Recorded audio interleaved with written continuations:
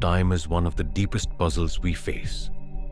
We feel it in a personal way, like a stream of moments where now feels special and the past seems to slip away. We remember yesterday, but cannot step back into it. We plan for tomorrow, but cannot leap ahead. That everyday feeling raises a stubborn question. Does the past still exist somewhere? Or is it gone for good? Is time only a continually moving present with memory trailing behind? Or could all moments, past, present, and future, sit together inside a larger cosmic layout? In this journey, we will ask what modern physics says about the nature of time and whether the past might still be out there in the universe. We will turn to Einstein's relativity and the strange rules of quantum theory to probe one simple question. Does the past still exist? Imagine a clear night sky. The light from distant stars needs years, sometimes thousands or millions of years, to reach us. When you look at a faraway star, you are literally seeing the past, the star as it was long ago. In a very real sense, you are witnessing events that already happened. If that star has died by now, you will not know until its last light arrives. This fact hints that the past does not vanish without a trace. It leaves records, like fossil light crossing the cosmos. But does the event itself, a star's explosion for example, still exist in any meaningful way, or only its effects? To dig into that, we have to ask how physicists understand time. Our first stop is Einstein's revolutionary ideas that reshaped what we mean by past, present, and future. A little over a century ago, Albert Einstein overturned the old picture of a single universal clock. Before relativity, most people, including many physicists, thought time ticked at the same rate for everyone everywhere, the way Newton imagined a steady, invisible flow. Under that view, the past is gone. The future is yet to come, and only the present is real. Special relativity broke that simplicity. Time is not absolute. It depends on motion and on where you are. That shift has deep consequences for how we think about past and future. Einstein's key move was to bind space and time together as space-time. In 1905, he argued that the speed of light is the same for all observers. To make that true, measures of distance and duration must adjust with motion. Clocks can disagree. Lengths can contract at high speed. Strangest of all, simultaneity is not universal. Whether two events happen at the same time depends on who is watching. Try a classic thought experiment. You stand on a platform and see two lightning strikes hit the front and back of a passing train at what looks like the same instant. Because the flashes are equally distant from you, you call them simultaneous. Your friend sits on the train. From that moving seat, the front strike lands first because the train is rushing toward that flash. You and your friend disagree about the order. Who is correct? In relativity, both of you are. There is no single master timeline that lists what is happening now for everyone. Each observer slices space-time into past, present, and future in a different way. This is not just a clever story. At everyday speeds, the differences are tiny, which is why we do not notice them. But precise experiments with fast motion and accurate clocks confirm the effect. If one person's now can be someone else's past or future, the idea that only the present is real starts to wobble. Push things far enough, and events I count as long past could still sit in your present. Something I call future might already have happened for you. It is strange, but it falls naturally out of the equations. Follow this thread, and you reach the block universe, sometimes called Eternalism. In this view, time behaves like another dimension alongside the three of space. All moments, past, present, and future coexist in a four-dimensional block. The feeling that time flows is tied to our perspective, not to an objective cosmic eraser that deletes the past. Picture a film strip. Each frame is a moment.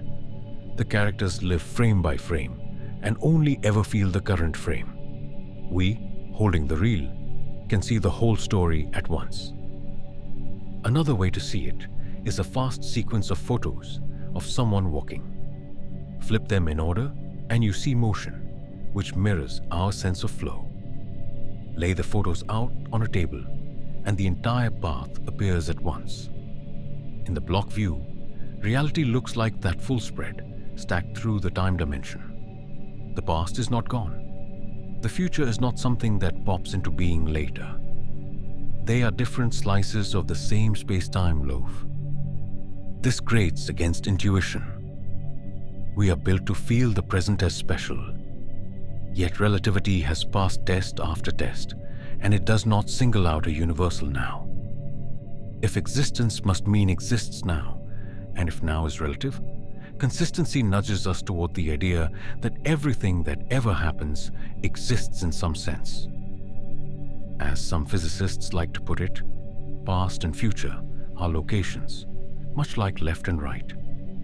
You cannot point to yesterday in the room around you, but in the four-dimensional map of the universe, yesterday is simply another coordinate as real as the one that marks today. Einstein himself leaned this way late in life. In a letter of condolence, he wrote that the separation between past, present, and future is a persistent illusion for people who take physics seriously.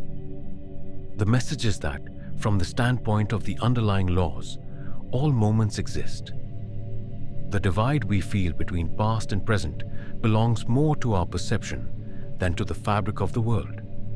In that sense, the past still exists in space-time. We are simply not located there anymore.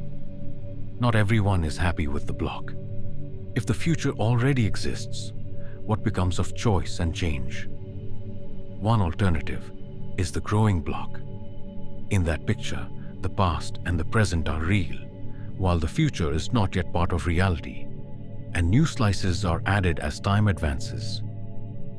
That keeps the past intact and leaves the future open. The problem is that such a view tends to clash with relativity, which does not allow a single global, now that updates everywhere at once. No experiment has found a preferred cosmic present. For that reason, the mainstream view stays closer to Einstein's eternal block, where the past is not erased and the future may be out there too, even if we cannot see or affect it yet.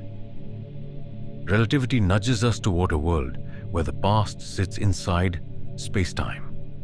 What about quantum physics, the other great pillar of modern science? Quantum mechanics is famously odd and brings new puzzles about time and reality. Does it say something different about the past? Does it rescue a flowing present or a special now? The answer is subtle. Quantum theory does not overthrow the space-time picture, but it complicates what we mean by events and by history. In classical physics and in relativity, if you knew a system perfectly, you could, in principle, predict its future and reconstruct its past exactly. The past is fixed, and the future, though unknown to us, is determined by the present state. Quantum mechanics breaks that determinism. It only lets us assign probabilities to outcomes, not certainties. An electron's spin might be up or down with 50-50 odds until we measure it. Some argue that if the future is fundamentally unpredictable at the quantum level, maybe it is not already out there in a completed block. Perhaps the future really does not exist yet. That remains a matter of interpretation and debate. What matters for us is that none of this challenges the status of the past. Once a quantum event has been measured and recorded, its outcome is as concrete as anything in classical physics. What is done is done. Quantum mechanics introduces the wave function, a mathematical description that holds all the states a system could occupy.